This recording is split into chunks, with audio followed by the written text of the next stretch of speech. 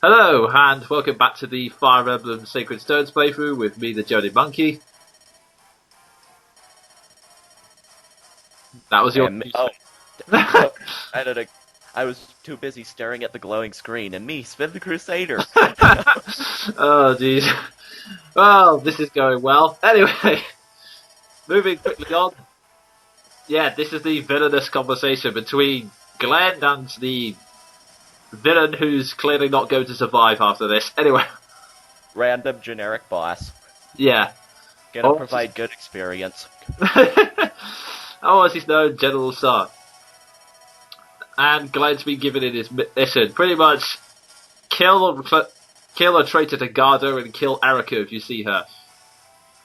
Pretty standard orders. Yeah, pretty much.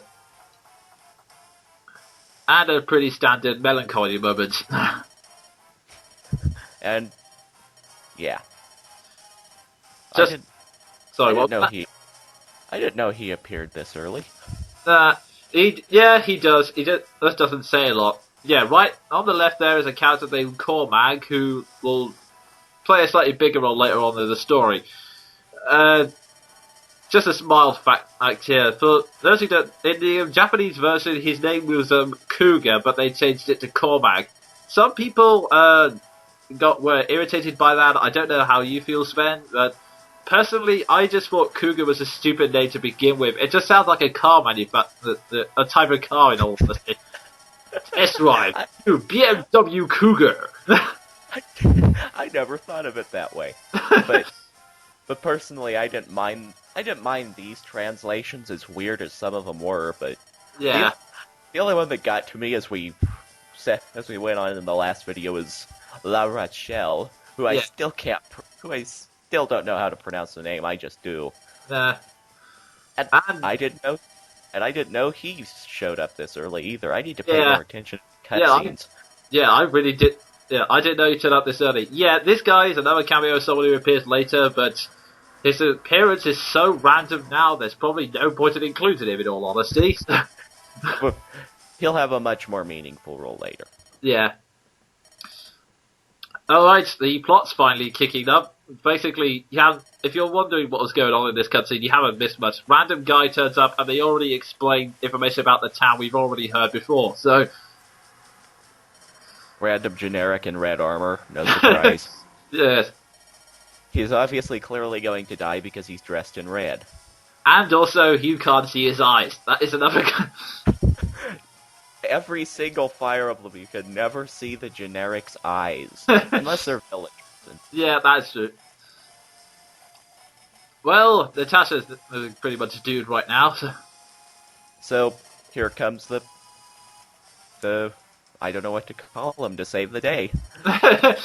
Listen, here come the random bunch of people from another country, which Natasha's willing to trust because she's desperate, frankly. Is it? Well, desperate times. I have something to tell you. It's about the Kingdom of Gardo. That sounds important, but from what I remember, the information wasn't that great. Yep. Some pointless stuff, I think. Yeah. Okay, so... if you see a lot of random cuts, it's basically because there's a lot of me flicking between menus, which I was trying to cut out, but... yeah, for this mission, we're gonna go with Lute and Seth. Mostly because, well...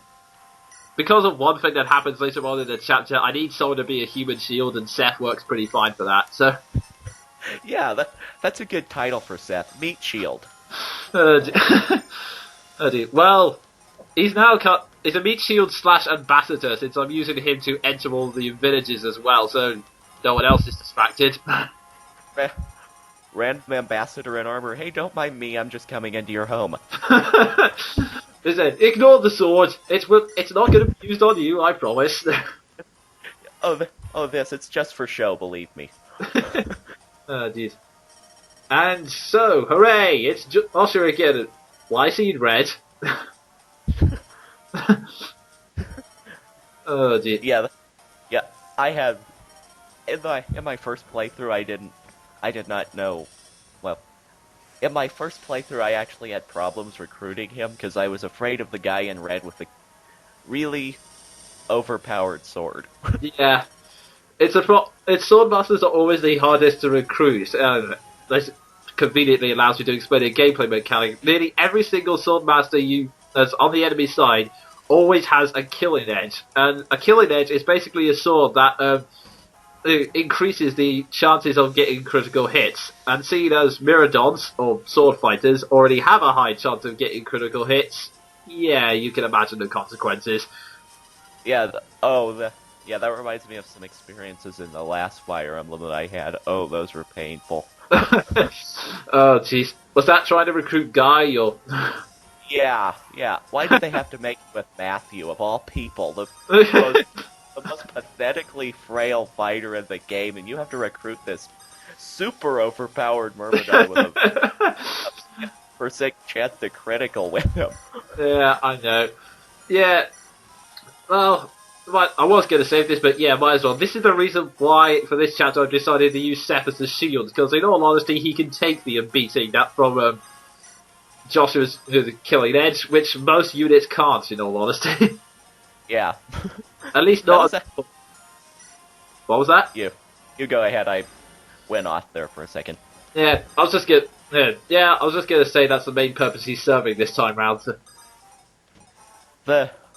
The starting pre-promotes, I say that as a polite term because there are people who like Seth out there. He's no I don't know how to pronounce it. He's no Marcus. Yeah. He's no Marcus and no Jagan. Oh look, here's another brief cameo. You can tell this person's going to play an important role because some actual effort has been put into her character design. Yeah, random cameos everywhere in this map. I know. And yeah, this is the reason why I'm glad I have a guest commentator, because there is one slight problem. I can always understand the difficulties of doing a Let's Play of Fire Emblem, because it eventually gets to a point where it's basically just your army just continuously attacking just generic soldiers. It's not... Yeah, you can't really comment on it, and I would have laughed so hard if he'd have missed on that 96. Oh, jeez. I'm sorry, my Gideon was too accurate, so... Everybody else's... I had someone else brag to me that her Gilliam was awesome yesterday. Oh, jeez. Well, mine dropped off the side of the fail scale. Well, whoever out there who's bragging, I hope you feel proud of yourself. It's like... And apparently Lute can't take down an archer, even though she's apparently superior to everyone. Not that I'm bitter to her attitude or anything. Well done, Lute. Yeah, that's not quite a catchy catchphrase. And this is another... You go ahead? I forgot what I was going to say anyway. Oh, jeez. Yeah. It's another bog-standard situation that happens in Fire Emblem games. War breaks out between two nations, bandits feel the need to go around robbing stuff. Even though if I was a bandit, I'd probably go look at the situation and go, let's see. A battle going on, several being killed, one side seeming overpowered. Maybe it would be better to walk away and go after somewhere defenseless. I don't know about you. Either that, or just take the smart approach to the combat and join the winning side. Yeah, that would be sensible. Yeah. For some odd reason, actually, might as well mention it. Brigands, that's the unit type that most bandits take up. Yeah, none of your characters are ever brigands. I mean, they were in FE6, but not here for some reason. Yep. I can't... No, that was the only time. Yeah. I think, although to be fair, the reasons for the brigands joining were always exactly the same. It's, I'm a thief, but I don't want to be a thief anymore. It's like, yeah, you and about 3 other guys have said that. Now, do you want to join or not?